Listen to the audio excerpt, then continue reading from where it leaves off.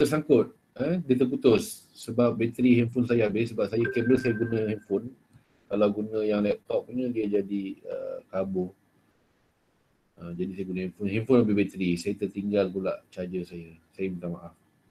Jadi kita nak sambung macam saya cakap minggu lepas, topik 1 ni bila saya check balik dia ada dalam syllabus tapi dia banyak yang dia dah cut.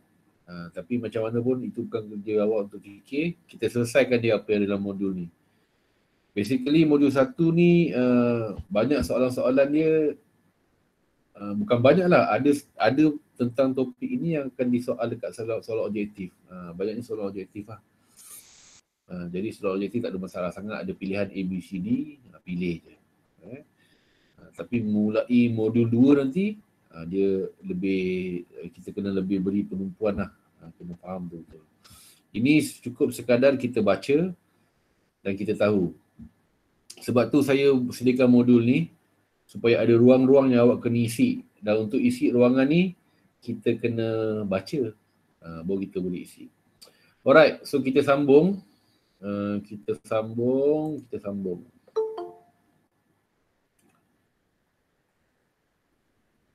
Someone is trying to join close the dialogue to see who it is. Okay, itulah. Ni bila kita dah mula, join guna bukan akaun MOE, ada dia masalah sikit nak accept, tak apa. Sekejap. So pastikan modul ada pada awak.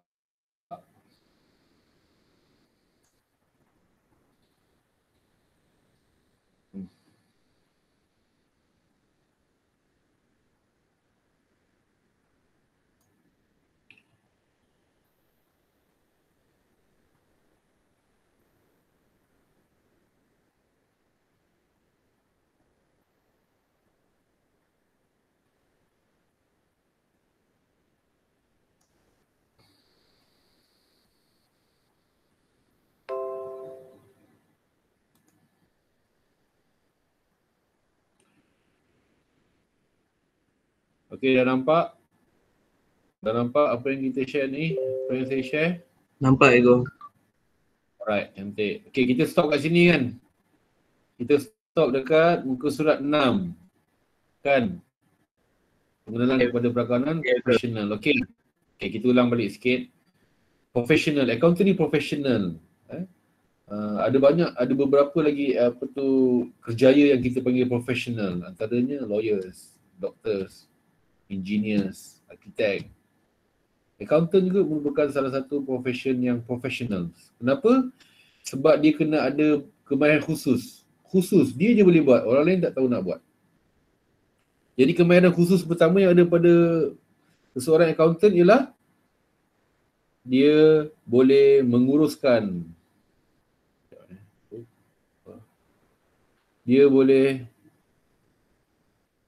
mengurus keuangan perniagaan.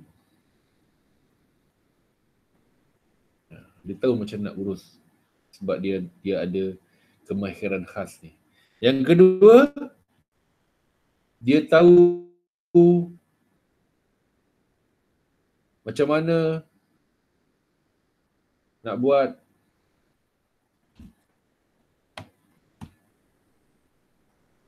pelaporan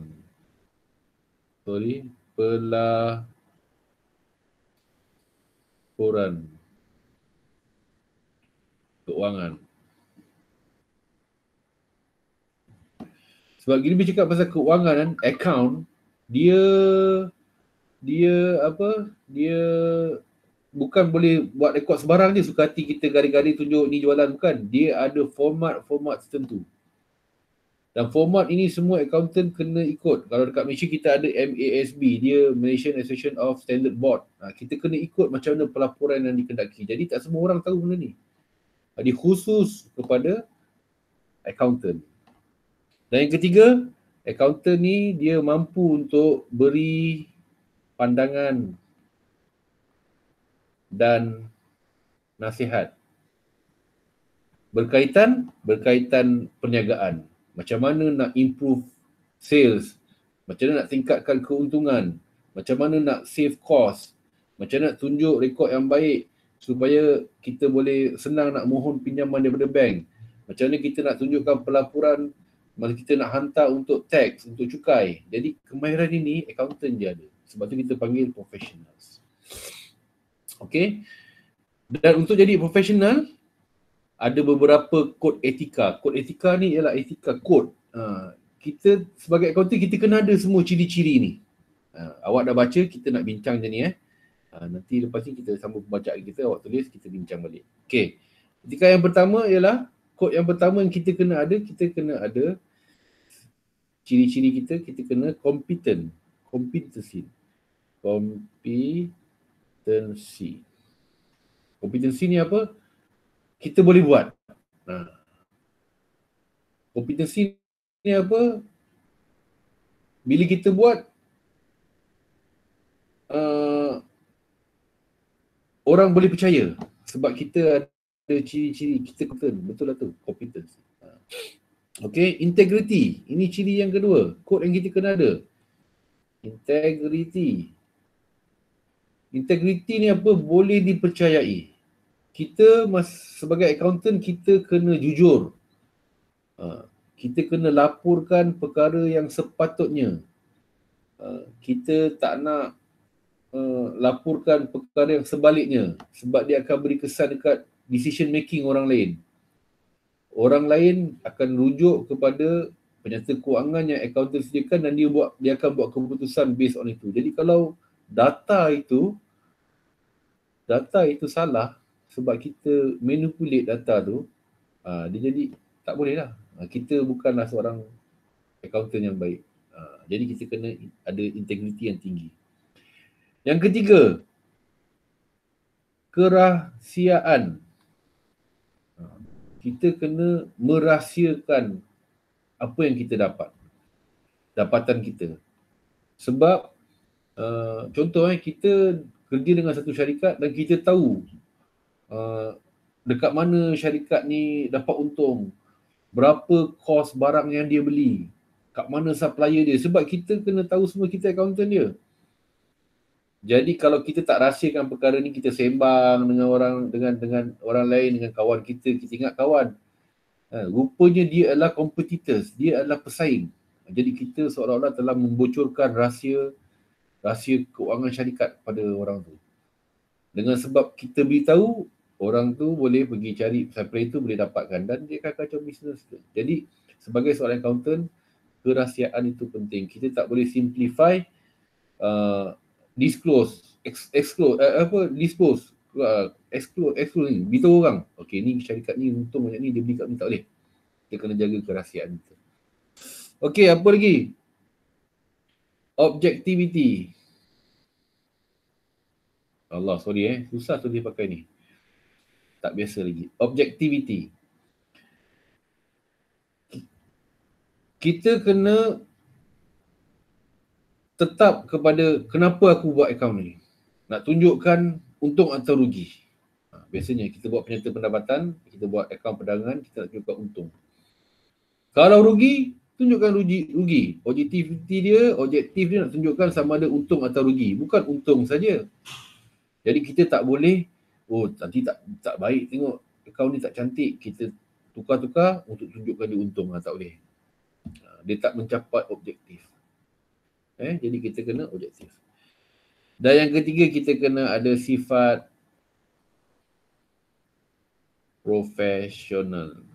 Kita kena profesional lah. Maknanya kita kena beri pendapat kita berdasarkan skop kefahaman kita. Skop kerja kita. Kita tak boleh bagi pandangan kita based on kita punya pendapat kita. Kita kena bagi pandangan kita based on apa dapatan kita. Kita tak boleh pandai-pandai kat sini, kita ikut skop kerja kita. Kita ni profesional lah. Kita kena jaga kerahsiaan, kita kena bersifat profesional. Dan kita kena ikut undang-undang. Kalau undang-undang kata tak boleh lah. Nanti awak akan belajar dekat universiti, awak akan belajar business law dan sebagainya. So itu undang-undang kita kena ikut. Dan undang-undang kata tak boleh, kita tak boleh pandai-pandai kata boleh. Sebab Kalau benda ni disabit ataupun kita didapati bersalah buat perkara yang melanggar undang-undang, dia akan mencemarkan profession perakaunan secara keseluruhannya. Tak boleh. Okay? So kita kena jaga sifat profesional kita. Okay, contoh-contoh profession ni ada dekat buku teks, harap awak dah salin. Saya bacakan je lah. Satu yang memang tujuan kita belajar account jadi accountant lah. Itu accountant lah yang pertama. Accountant ni dia basically dia yang buat account tu lah. Juru audit, itu antara profession. Juru audit ya orang yang check betul tak betul orang ni buat account. Yang ketiga, pengurus dana. Diuruskan dana. Orang invest, dia akan uruskan kat mana kita nak saham syarikat mana kita nak beli, dia uruskan. Penasihat keuangan. Ni dia panggil apa? Penasihat keuangan, dia nasihatkan lah kat mana kita patut laburkan wang kita, dia nasihatkan. Yang terakhir, ada banyak lagi ini antaranya adalah ketua pegawai keuangan. Kalau dalam bahasa Inggeris kita panggil Chief Financial Officer, CFO. Ni top rank management dah ni. Kalau kita cakap kerani keuangan, level diploma kerani keuangan. Nanti kita banyak buat filing lah. Buat filing, ambil dapat dokumen, masuk dalam file, buat rekod. Atas dia sikit ada eksekutif, account eksekutif. Account eksekutif ni dia yang buat pelaporan daripada dapatan kerani account tu, dia akan buat penyata keuangan, akaun perdagangan untung rugi, penyata kedudukan keuangan. Ini kita akan belajar nanti modul 2. Dia tak buat keputusan. Atas lagi accountant. Accountant dia account eksekutif, lepas tu accountant. Accountant ni dia check je, dia tak buat dah. Dia tak buat laporan-laporan tu, dia cuma dapat laporan tu daripada account eksekutif, dia akan buat semakan betul ke tak. Dia akan tengok dan dia akan buat analisis. Macam mana kedudukan keuangan, bagus ke tak bagus. Macam mana nak improve, dia akan buat analisis. Dan analisis yang dia dapat ni dia akan bagi kat atas lagi. Kat atas lagi siapa? Ni ada CFO ni, Chief Financial Officer. Diorang ni lebih kepada buat keputusan, decision. Nak buat apa sekarang ni? Ini keadaan sekarang syarikat, rugi. Nak buat apa? Nak diversify, nak pergi kepada bisnes lain, nak tutup, nak expand, nak marketing, dia akan buat keputusan based on maklumat keuangan yang disupplykan daripada pihak peringkat bawah tadi sampai ke atas. CFO banyak buat keputusan je. Okay? So basically tu etika. Okay. Ciri-ciri kepimpinan accountant. Okay, ni dia macam bertindih lah. Tak ada apa pun. Ni kod etika accountant. Ni kita accountant sebagai pemimpin. Banyak, kalau awak tengok, banyak CEO dalam syarikat ni, CEO dia paling besar, management lah. Dia bukan pemilik owner kan. Pemilik ialah orang yang laburkan. Dia akan lantik satu badan ataupun satu organisasi, dia akan wujudkan untuk uruskan perniagaan ni. Jadi dalam organisasi tu, perniagaan yang paling besar sekali lah CEO, Chief Executive Officer. Dia bukan saja tengok account dia tengok semua keseluruhan. Dari segi HR, human resource, dia akan tengok pekerja-pekerja ni macam mana. Dia akan tengok marketing, dia akan tengok account. Dia tengok semua. Dia tengok perundangan, macam mana kalau kita buat ni salah, macam-macam. Semua aspek perniagaan ni mesti berada di bawah tanggungjawab CEO ni. Jadi kebanyakan CEO kat Malaysia, kalau kita tengok background dia, latar belakang pendidikan dia ialah accountant. Daripada accounting punya background. So awak ni dekat track yang betul ni. Stay je. Ni peringkat awal lagi, tak ada apa sangat ni. Stay je. Awak berada dekat landasan yang betul. Kalau awak bercita-cita untuk jadi CEO lah, hopefully adalah yang keinginan tu. Jadi sebagai accountant, ciri-ciri kepimpinan yang ada pada kita ni, bila kita duduk practice account ni, kita akan dapat terus. Yang pertama, kita akan dapat sifat accountability. Boleh diharapkan, accountability. Boleh dipercayai. Sebab kita buat account orang, kita kena jujur, kita kena buat. Cantik ke tak cantik account ni, kita tak kena buat benda tu. Kena laporkan. Kita tak nak tipu-tipu. 1 sen pun kita tak nak tipu. Jadi bila kita dalam profession ni, kita akan ada sifat accountability ni. Boleh diharapkan dia ni background accounting, okey ni boleh lah. Dekat taman-taman kita, kalau ada persatuan-persatuan mesti orang lantik jadi bendahari. Saya dulu masuk Teko, tengok accounting background, terus kena masuk koperasi jadi bendahari. Okay. Alright. Integrity. Kita akan dapat sifat integrity. Integrity ni apa? Jujur, kejujuran. Kita jaga. Okay. Dan credibility. Credible. Ni semua macam lebih kurang accountability, integrity, credibility. Okay. Tak payah pening-pening. Tahu je cukup. Jarang pun keluar kat soalan ni. Okay. Next. Itu tadi ciri-ciri sebagai seorang accountant. So, next ialah badan-badan perakaunan. Kita sebagai accountant, kita kena kenal, kena tahu ada badan-badan perakaunan tertentu yang terlibat secara langsung atau tidak langsung dengan kita sebagai accountant. So, kita kena tahulah. So, saya nak awak buat pembacaan awak dekat buku teks ada. Buku surat seterusnya di buku teks. Saya minta maaf saya tak dapat rujuk buku teks saya. Buku teks saya tinggal dekat sekolah.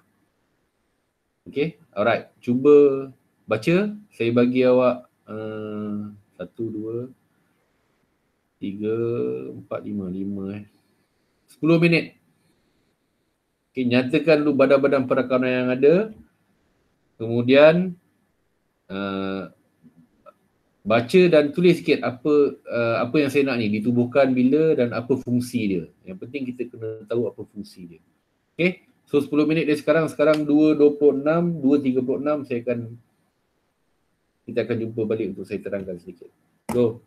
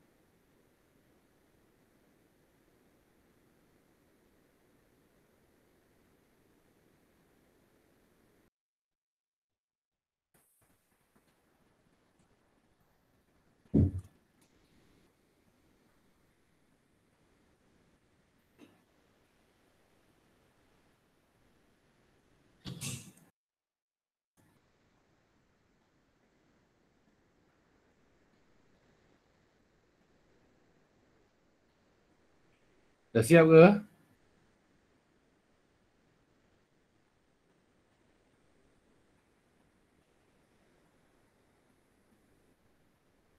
...34, Alhamdulillah. Ada seorang lagi tak datang.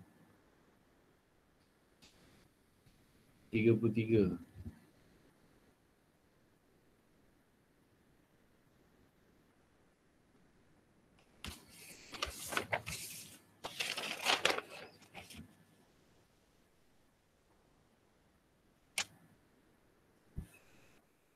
Crystal, dah siap ke? Dah.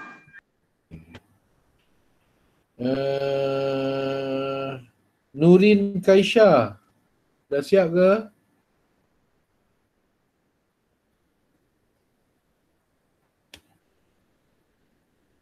Tak ada eh?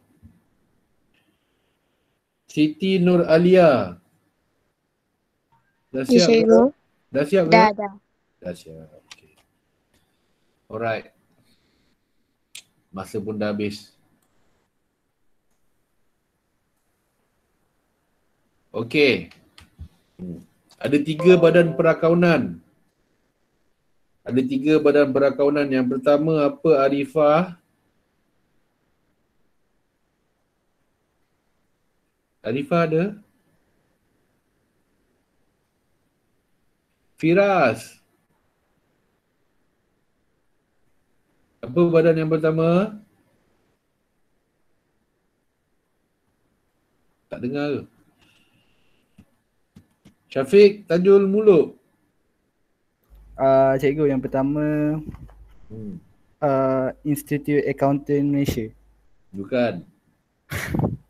Tak apa, cuba. Badan-badan perakaunan ada 3. Yang pertama, Badan Kawal Selia. Ada 3 badan. Kan saya dah letak kau tadi, Badan Kawal Selia, Badan Penggubal Piawai. Itu lah dia. Betul kan? 3 badan ni dia fungsi dia berbeza. Yang pertama Badan Kawal Selia, yang kedua Badan Penggubal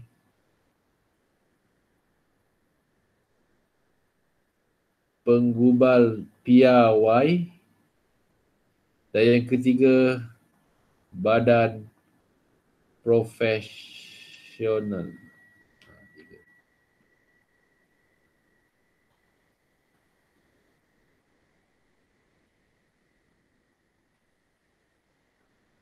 So Badan Kawal Selia ni dia mengawal semua akaunten yang ada dekat satu-satu negara tu. Kalau di Malaysia, badan yang akan mengawal setiap semua akaunten ni ialah MIA. MIA ni stand for what?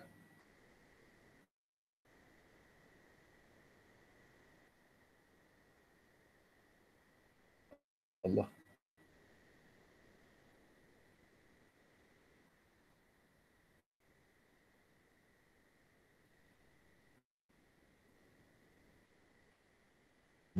Dah sudah.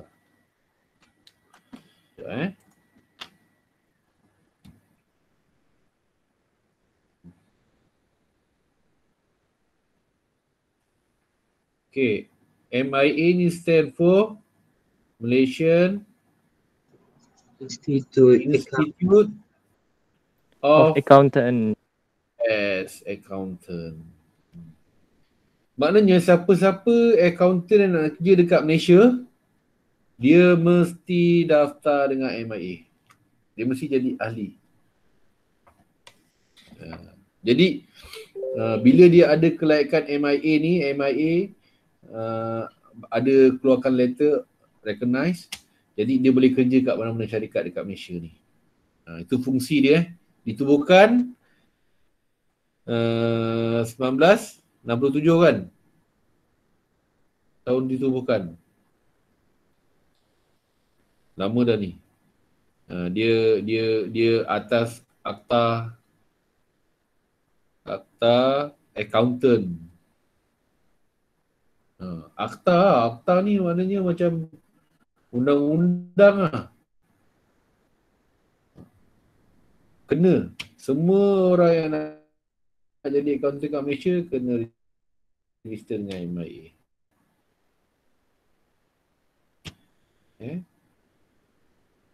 MIA ni akan bagi apa? Dia akan bagi latihan, training. Fungsi dia saya tak tulis, awak dah tulis Dia akan bagi, nak mohon dia akan LAN accreditation ke tak. Kita bukan bagi sebarang dia. Kita kena hantar dulu application kita punya degree, kita punya kita punya keputusan periksa kita kena hantar. Dia akan tentukan kita ni layak tak layak untuk jadi accountant dekat Malaysia ni. Dan dia juga provide latihan, pelajaran. Kita boleh, dia ada macam apa tu, course, short course kita boleh attend untuk dia ajar kita tentang perkembangan terkini, bisnes kat Malaysia ni, kita boleh sertai dia. Okey. Dan antara lain fungsi dia ialah mempromosi dan memperakui profession perkawanan kan. Promosi. Okey. MASB. MASB ni dia Badan Penggubal Piawaian. Penggubal. Kalau penggubal undang-undang, dia buat undang-undang kan. Okey, penggubal piawai ni dia, ni MASB tu semula. MASB apa? Malaysian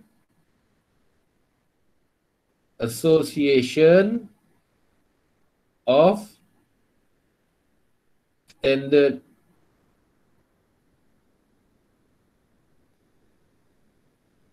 Board.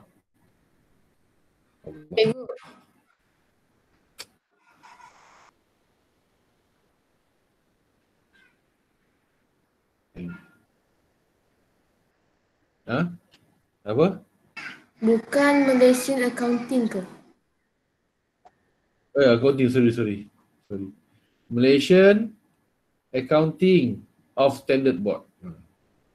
Nak tengok tulisan sangat, saya tersasul. Sorry. Malaysian Accounting of Standard Board.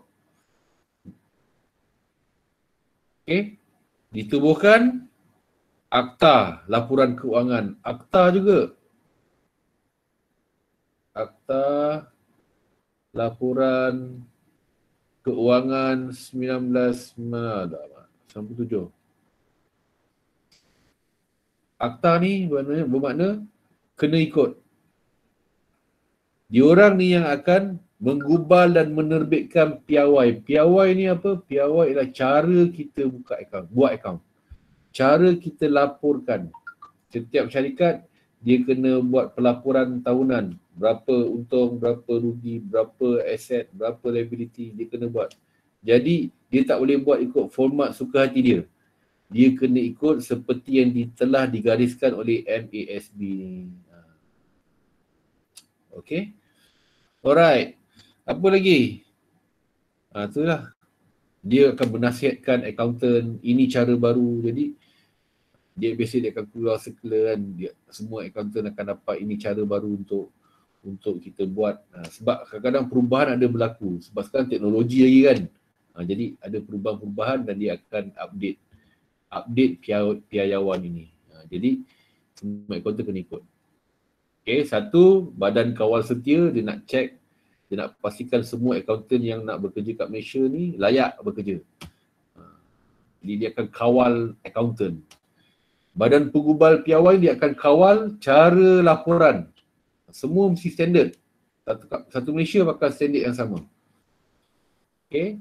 Dan yang ketiga ialah badan-badan perakaunan ataupun badan-badan profesional. Badan profesional.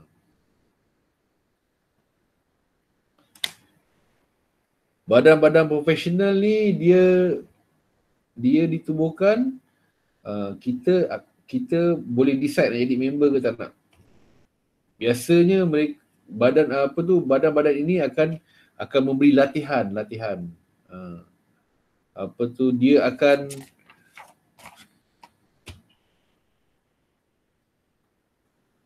beri khidmat sokongan. Nanti saya akan cerita khidmat sokongan kepada ahli-ahli. Dia akan cuba untuk meningkatkan professionalism accountant tu sendiri. Di Malaysia ada badan profesional yang kita boleh daftar. Kalau kita dah dapat degree tu, kita nak daftar, kita panggil CPA. CPA ni apa? Chartered Public Accountant. Chartered Institute Association. Malaysian Institute of Chartered Public Accountant. Dalam bahasa putih dia MICPA. Malaysian Institute of Chartered Public Accountant. Dia bagi tauliah dekat ahli dia. Tapi ada exam lah, kita masuk kita kena buat exam. Dia akan bagi tauliah. Okey, kita orang bagi tauliah yang dia ni memang profesional. MICPA. Okay. Dalam bahasa Malaysia dia Institute Accountant Awam Bertauliah Malaysia. Okay. Alright. Ini kat Malaysia je. Bermakna kalau kita ada members dekat CPA ni, MICPA ni, di Malaysia kita diperakui lah. Okay. Tapi untuk dua ni, CIMA dengan ACCA ni adalah badan international. Bermakna kalau kita ada dua-dua ni, salah satu ni, kita diperakui di peringkat antarabangsa. Bermakna kalau kita dapat ACCA ni, kita nak kerja kat UK, kita diiktiraf, boleh kerja kat UK. Nak kerja dekat Sri Lanka, pergilah. Nak kerja kat Europe, pergilah. Tapi dekat US susah sikit lah, sebab US dengan the rest of the world ni dia punya sistem accounting dia lain. Sebab tu orang-orang yang sambung degree ke buat accounting dia tak sambung ke US. Sebab bila dia balik susah nak dapat kerja kat mana-mana sebab sistem tak sama. Okay. Alright. So apa beza SIMA dengan ACCA ni? Ditubuhkan ni kamu boleh baca dan tulis dia, saya tak pergilah. Okay. SIMA ni dia ialah Chartered Institute of Management Accountant. Chartered Institute of Management Accountant. Okay, dia pada bidang pengurusan dan pentadbiran. Dia lebih kepada management, decision making. Nak dapat SIMA ni nak dapat kena ambil exam. Dia ada professional test dia. Maksudnya lepas awak dapat degree, awak kena enroll lagi, mohon nak buat SIMA. Ada banyak tempat yang kita boleh sambung, ada offer SIMA. Tapi saya cadangkan buat kat overseas lah. Jadi awak boleh terus kerja kat sana. Dapat pengalaman kerja kat overseas 5-6 tahun, 10 tahun balik you akan jadi somebody kat Malaysia. Okay, itu yang berlaku kat kawan-kawan saya lah ramai. Semua belajar kat UK, balik. Kerja kat sana sekejap, balik. Terus dapat position yang top lah. Okay. Management ni lebih kepada pengurusan lah. Dia lebih kepada decision making. Okay, kita nak buat ni mana kos lagi murah. Ada tak proses dia yang lagi smooth. Dia tidak terikat dengan standard pelaporan. Dia bukan. Dia adalah perancangan. Dia lebih kepada merancang. CIMA. Okay. ACCA ni badan profesional juga. Yang kita kena ambil exam juga. Yang kita kena lulus juga. Baru dia akan tauliah kita. Dia akan beritahu kita yang kita ni lah accountant yang bertauliah. ACCA. Ni chartered accountant ni. ACCA. Apa dia ni? Tolong. Siapa tahu ACCA apa?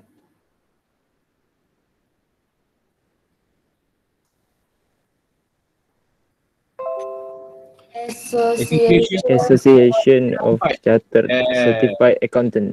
Thank you. Association of Chartered Certified Accountant. Saya masih share lagi. Masih nampak skrin lagi ke tak? Dah tak nampak dah? Nampak skrin ke tak? Nampak. Ha? Nampak? Nampak cikgu. Okay, thank you. Wife saya ada ACCA ni. Lepas dapat degree, dia sambung dekat London, dia buat ACCA. Saya sampai degree je. Tak nak sambung. Pergi lah sekarang pun dah lambat. Bila ada ACCA, kita recognize seluruh dunia. Kita boleh kerja kat mana-mana kita nak. Dan biasanya bila orang ada ACCA kat belakang ni kan, nama dia letak ACCA, CA, Chartered Accountant. Tengok dia dapat daripada mana, daripada ACCA. Dia sangat laku. Ni orang kita tak banyak ada ni. Banyak yang macam saya, buat keputusan sampai degree je stop. So, jangan buat macam saya. Lepas dapat degree, awak sambung. Sambung ke profesional. Buat ACCA. Kalau awak lebih minat kepada pelaporan, buat account, awak ambil ACCA.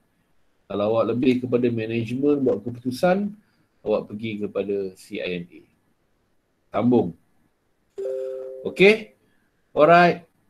Habis dekat badan-badan, sekarang ni kita nak tengok pengenalan kepada perakaunan.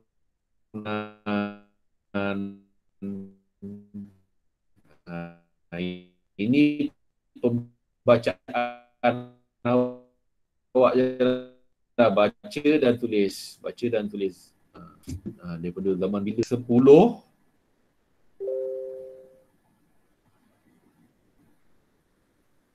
Satu pun dua.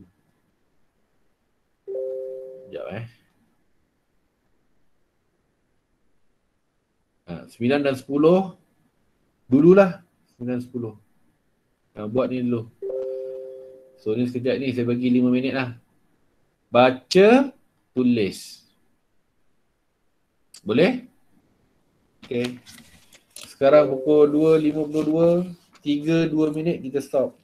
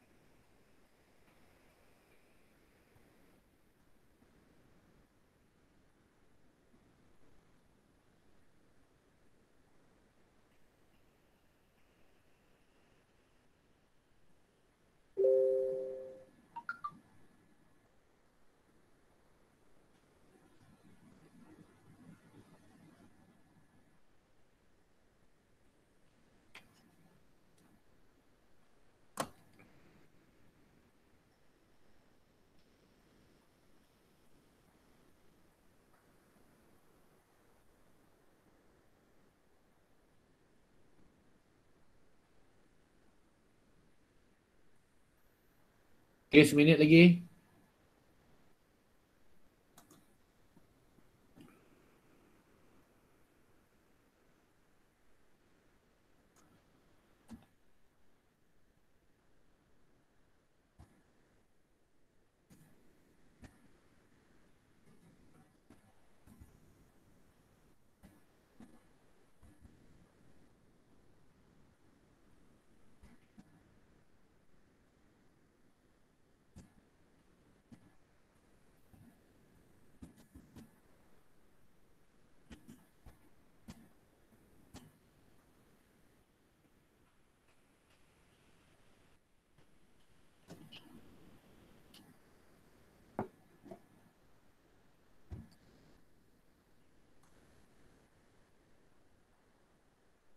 Okay, dah siap ke Maisara?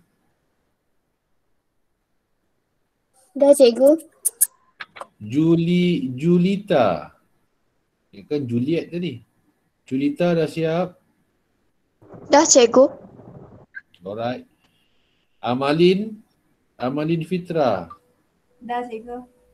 Okay. Akmal Zafran. Ada ke Akmal ni?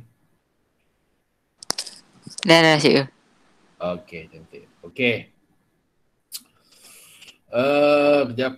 Mana saya punya share?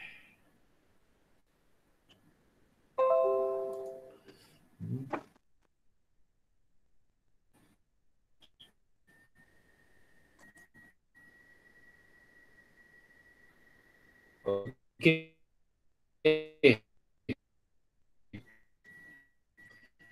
Nampak kan? Ada tak skrin saya?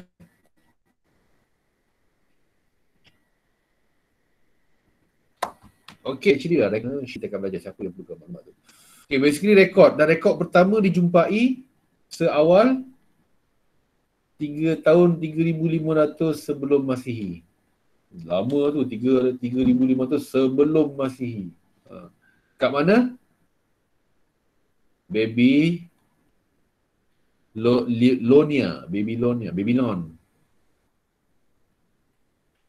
Dan catatan tu dibuat di atas tanah liat. Ni sejarah penemuan rekod perakawanan. Kita pun tak faham lah apa yang ditulis ni kan. Tapi arkeologi dia buat kajian, ini dah rekod niaga apa benda lah tu, orang hutang. Saya pun tak faham lah tu apa benda. Okey.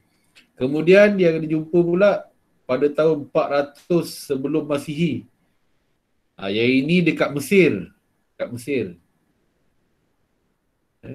Dia pengkaji ada jumpa catatan akaun di atas kertas. Kertas tu kita panggil papirus. Papirus di kertas. Dan ditulis dengan menggunakan kalamus.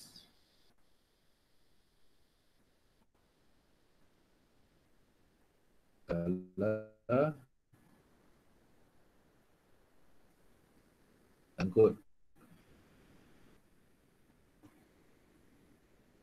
Sekejap Aduh.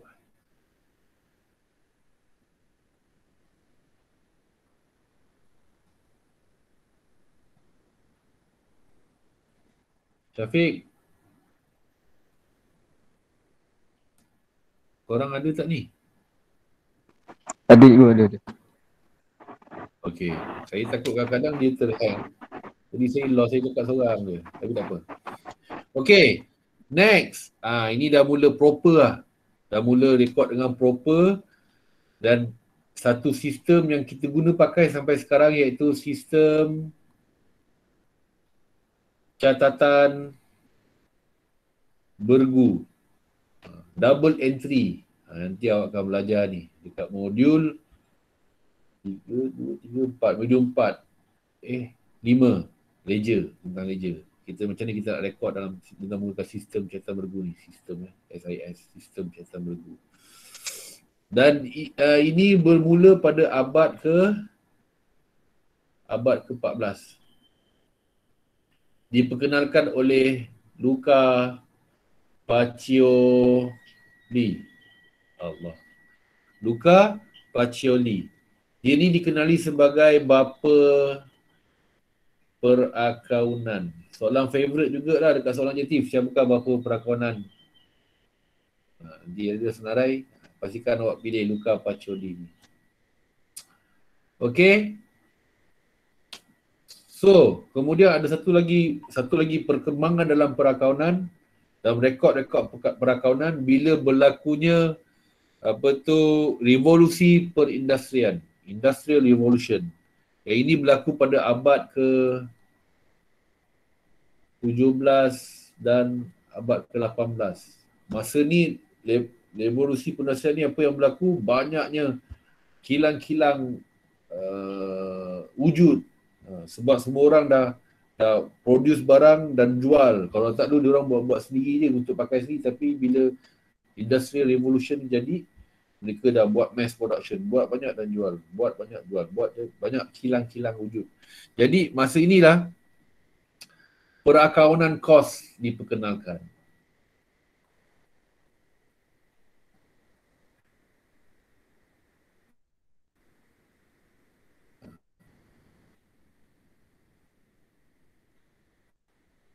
Allah.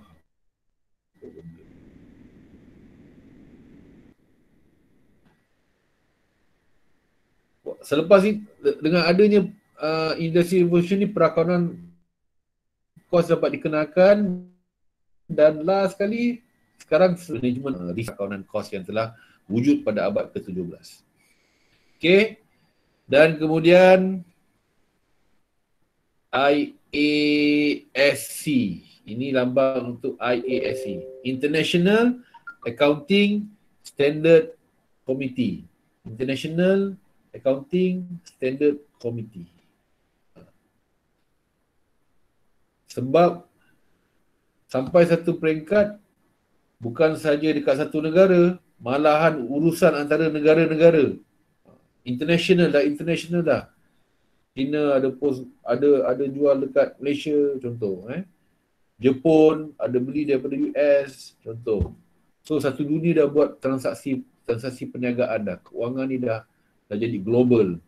Jadi satu standard yang boleh digunakan pakai oleh satu dunia telah diwujudkan dan telah dikawal oleh International Accounting Standard Committee. Untuk pastikan penyata kewangan yang dihantar daripada Jepun ke US, mereka boleh faham benda yang sama. Oh, okay, profit, loss, macam nak kira profit dan sebagainya. Jadi standard. Okay, jadi semua orang boleh terima pakai satu dunia. Inilah perkembangan dia daripada zaman tulis kat tanah liat sampai sekarang. Perakaunan perniagaan tanpa batasan. Sekarang ni semua orang pun dah beli Shopee online. Barang sampai daripada China, daripada Indonesia, daripada Taiwan. Kita pun tak tahu dengan siapa kita beli. So dia sangat laju dah sekarang ni. Okey. Perkembangan proses perakaunan, proses merekod ni pula. Dia daripada start dulu, kita buat secara manual. Tulis. Rekod dapat, masuk dalam file tu, file kat belakang. Masuk dalam file. Nak buat, ambil file, keluarkan, tulis. Ini proses dulu sebelum adanya komputer. Jadi bila ada komputer, kita telah mula guna software ataupun aplikasi komputer, perisian komputer.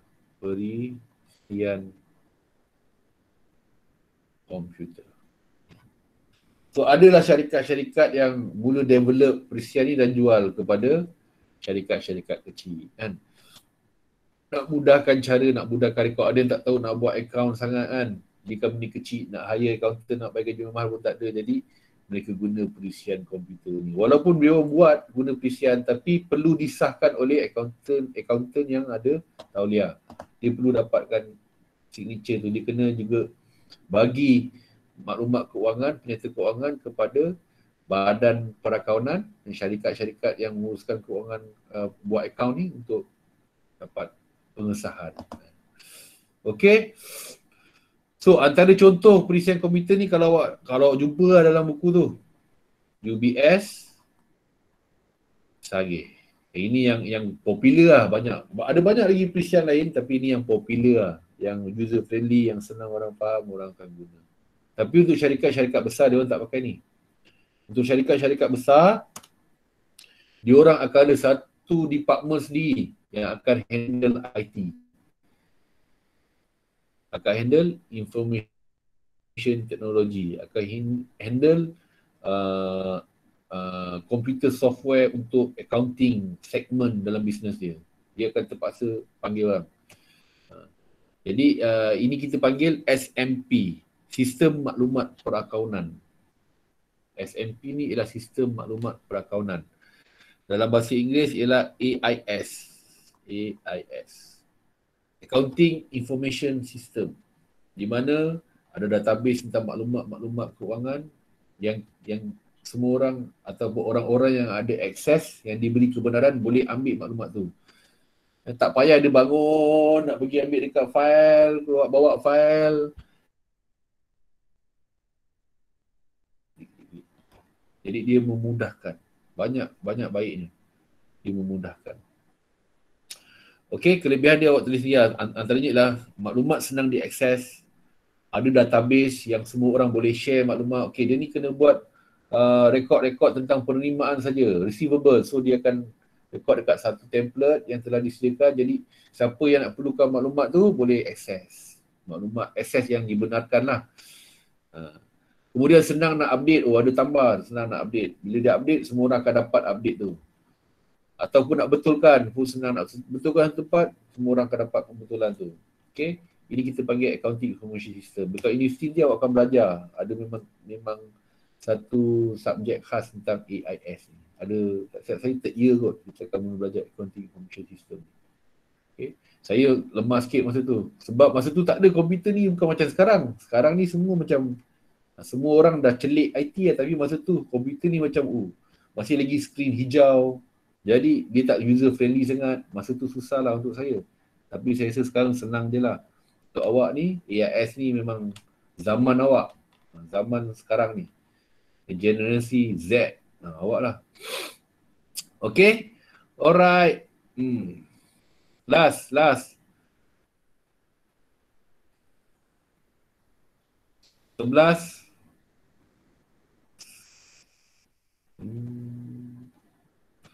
11 je lah. Masa pun dah tak sempat ni, kita buat 11 je. Kurang usah 11. Saya bagi 5 minit. Baca dan buat. Cari dekat maklumat, cari dekat buku teks. Cikgu, saya ada soalan cikgu. Apa dia? Yang AKA tu apa tu? Also known as. Ataupun juga dikenali sebagai. Nama lain dia lah. Nama lain.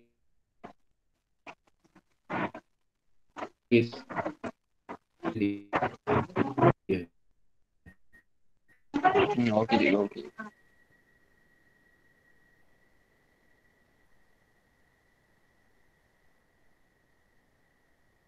Boleh? Dah siap ke Fik? 5 minit. Okay, buat. Belum lagi cikgu. Ha? Lagi sikit je. Okay, buat dulu. Mungkin ada yang tak siap lagi.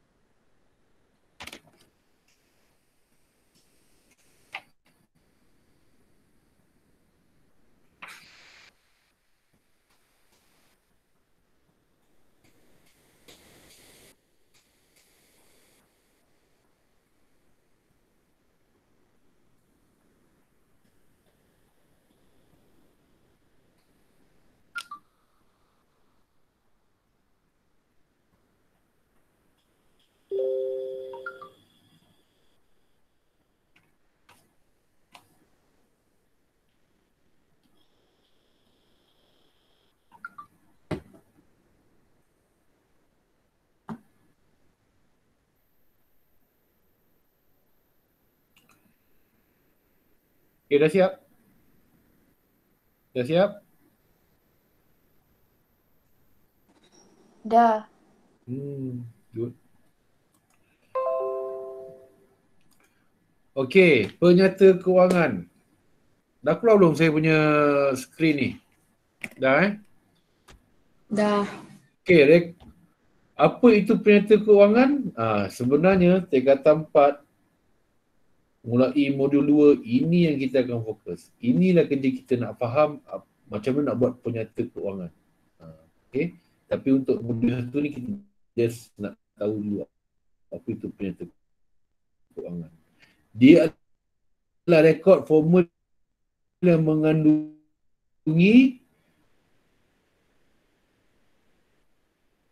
sangkut sekejap Okay, yang mengandungi maklumat keuangan. So kita kena faham maklumat keuangan. Apa maklumat keuangan? Maklumat keuangan ni semua yang melibatkan duit. Duit masuk dan duit keluar syarikat. Kenapa duit masuk, kenapa duit keluar? Inilah maklumat-maklumat yang kita nak tahu, kita nak buat, kita nak rekodkan, kita nak laporkan. Okey, maklumat keuangan. Okey, disediakan mengikut struktur dan format pelaporan, piawaian pelaporan keuangan. Kena ikut ni. Piawaian pelaporan keuangan. Dalam bahasa Inggeris kita panggil FRS. Nanti dekat universiti second year kot. Ni mula second year kita akan belajar FRS ni. Buku dia tebal-tebal ni. Ada standard macam nak lapor. Kita kena ikut. Standard kata kena lapor macam ni. FRS, Financial Reporting System. Kita akan kena ikut piawaian atau standard yang telah ditetapkan. Ada FRS 1, FRS 2, FRS 3. Banyak FRS kita kena ikut. Okey, nanti awak akan belajar. Tak payah pening-pening sekarang. Sekarang tahu cukup. Okey. Antara maklumat kewangan, apa maklumat kewangan yang ada dalam penyata kewangan kita? Yang kita nak tunjukkan. Basically ini antaranya. Yang pertama kita nak tahu jualan syarikat sepanjang tahun berapa. Kita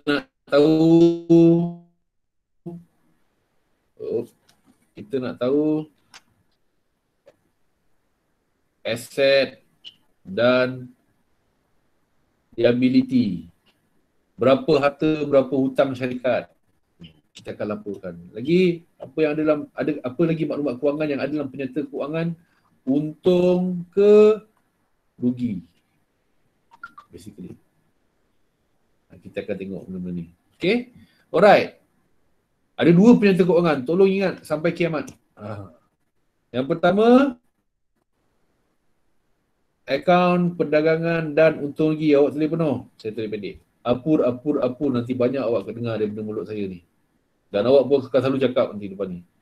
Akaun perdagangan dan untung rugi. Yang satu. Pertama. Yang ini lebih kepada untung syarikat. Kita nak kirakan, nak tunjukkan sama ada syarikat perniagaan ini untung ke rugi. Nama lain dia ialah penyata pendapatan. Tapi ini istilah lama, sekarang dah tak pakai dah. Kebanyakan soalan dia akan minta kita sediakan akaun perdagangan untuk rugi. Nama lain ni ialah penyata pendapatan. AKA tu also known as, saya saja je. Nak buat kamu terfikir-fikir. Tak ada pun dalam buku. Yang kedua, penyata kedudukan keuangan. Tulis penuh. Penyata kedudukan keuangan. Ini lebih kepada kita nak laporkan harta dan hutang syarikat. Aset dan liability syarikat. Berapa aset syarikat, berapa liability syarikat. Kita akan belajar detail nanti. Tapi, macam saya cakap tadi, inilah 2 fokus utama kita. Tahun ini, tingkatan 4. Nak belajar macam mana nak buat apur PKK. Nak belajar macam nak sediakan maklumat yang kita akan rekod dalam apur PKK. Jadi, tingkatan 4 ni sangat penting. Kalau kita lost dekat tingkatan 4, kita akan dapati subjek delta 5 susah sangat. Tapi kalau kita, asas kita dekat delta 4 ni okey, bukan saja delta 5 awak rasa okey, dekat universiti pun awak rasa okey, senang je account ni. Account senang. Letaklah kepala awak daripada sekarang, account senang. Account senang. Kacang rebus. Boleh? Alright, so dua-dua penyata keuangan ni dia mesti ada ciri-ciri kualitatif. Quality, mesti ada quality tertentu. Dan quality ni dibagi kepada dua. Satu kualitatif asas, yang kedua kualiti tertingkat. Ini pun tak payah nak faham, tak payah nak tahu ni, tak payah nak pening-pening sangat. Sebab ada banyak istilah-istilah sebenarnya kita tak pakai sangat pun. Tak apa, tak kisah. Yang penting modul dua nanti. Yang ini tahu cukup. Okay. Untuk kualitatif asas ni ada dua. Yang satu kerelevanan. Yang kedua perwakilan benar. Apa itu kerelevanan? Apa itu perwakilan benar? Saya nak awak baca nanti, tulis kat modul awak muka 12 tu. Jangan salin sebiji. Saya nak awak keluarkan keyword saja. Macam saya cakap, jangan risau benda ni bukan tak penting, tapi tak apalah, tak apa. Dan kualitatif tertingkat ni ada kebolehbandingan. Penyata keuangan kita mesti boleh dibandingkan. Kebolehfahaman, bermakna orang baca dia faham, dia tahu. Standard lah kalau semua, okey, mana untung, mana rugi, mana aset, dia tahu. Tengok, boleh faham. Tapi kalau orang tengok tak faham, bermakna kita punya penyata keuangan yang kita sediakan ni tak ada kualiti. Kenapa tak ada kualiti? Tak ikut FRS, tak ikut standard. Okay. Lagi kebolesahan. Orang boleh sahkan. Orang tengok, orang boleh cek, orang boleh sahkan. Okay, ni betul account ni. Okay. Dan pemasaan. Maksudnya disediakan dalam tempoh waktu yang ditetapkan. Okay, ada tempoh-tempoh. Kita kena buat dalam tempoh tu. Okay, dan boleh dibandingkan antara masa. Kita boleh banding dengan tahun lepas. Tahun lepas banyak ni, tahun ni kita boleh bandingkan. Pemasaan. Siapkan musat 12 pun. 12. Yang ini saya takkan explain minggu depan. Awak tulis je untuk pengetahuan asas awak je tentang apa tu kerelevanan, apa tu perwakilan benar. Tapi kalau ada soalan, bawa kat minggu depan. Alright? Nanti kita akan sambung minggu depan. Saya rasa minggu depan habis kot modul 1. Sepatutnya banyak yang kita tak cover pun dekat modul 1 ni, sebab dekat syllabus banyak ada potong, tapi saya rasa penting untuk saya go through ni. Ni pengenalan dulu untuk awak, bagi awak selesa dulu dengan istilah-istilah, benda-benda. Ada banyak perkataan-perkataan yang awak tengok macam boleh bandingkan kualitatif, keuangan. Ada banyak perkara-perkara baru yang awak tak tahu pun sebelum ni. Jadi saya nak bagi awak macam apa, ample time, waktu yang cukup untuk awak biasakan dengan istilah ni. Baca buku teks. Okey, boleh buka internet, cari video-video yang tentang perakawanan, dengar-dengar dulu. Jadi proaktif untuk check. Untuk apa? Untuk biasakan dengan istilah-istilah ni. Okey. So, ada soalan setakat ni? Ada. Ada yang tak ambil lagi modul? Sebab saya tengok ada banyak lagi dekat Pondok Jaga tu. Saya pergi check lantai form 5 punya. Ada yang tak ambil lagi ke? Untuk Dinar? Harap-harap semua dah ambil lah Okay, keadaan kita tadi ada 34, di 31 mungkin terputus kot. So seperti biasa, saya akan share video. Tapi ambil masa sikit sebab nak kena download dulu kan. Daripada Google Classroom ni, daripada Google Meet ni. Jadi dia ambil masa lagi. InsyaAllah by malam sekarang saya dah up lah video ni. Jadi siapa-siapa yang tertinggal mungkin terputus internet, ada kod, boleh dapatkan lah nanti. Okay? Alright. So kalau tak ada apa-apa, kita tangguh kat sini dulu lah. Kita jumpa minggu depan. Assalamualaikum warahmatullahi wabarakatuh dan salam sejahtera. Waalaikumsalam cikgu. Terima kasih cikgu. Cikgu, terima kasih. Alright. Waalaikumsalam. Terima kasih, Cikgu. Okay.